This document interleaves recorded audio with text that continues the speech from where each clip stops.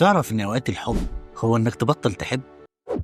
تخيل معايا متعلقه بابنها جدا جدا، واكتشفت ان هو بيشرب مخدرات، وجاي لها في يوم كده ومن الوجع ومش مستحمل خالص وعايز فلوس باي شكل عشان ياخد جرعه. فالام دي تقرر من كتر عشان هي بتحبه وعشان هي مش قادره تشوف في الوضع ده، انا هدي لك فلوس عشان تشتري الجرعه. هعمل ايه؟ العطاء بتاعها في التوقيت ده اللي نابع من حب كان بيساعده يكون احسن ولا اذى اكتر؟ نفس الكلام في العلاقات. اوقات استمرارنا في العطاء بحب والابتسامه مرسومه على وشنا بيوصل اللي قدامنا رساله ان هو تمام، ان هو مفيش اي مشكله، بالرغم من وصلوا لمرحله ان هم بياخدوا بس هم مش قادرين يدوا، ويا ريت بس مش قادرين يدوا، هم كمان مش مقدرين اللي بياخدوه، انه ده العادي، ده الطبيعي. انا طالما كده هاخد، عملت ما عملتش هاخد، يبقى ليه ابذل مجهود وادي؟ ما انا كده هيجي لي، وهتبقى انت جزء اصيل في انك انت ساهمت في انك تخلق الشخصيه دي. شخصيه تقريبا 90% من الناس مش هتبقى متقبلاها، مش هتبقى مرتاح معاها على المدى. فلو لقيت اللي قدامك وصل للمرحله دي، حاول توقف ارجوك، حتى لو ده صعب.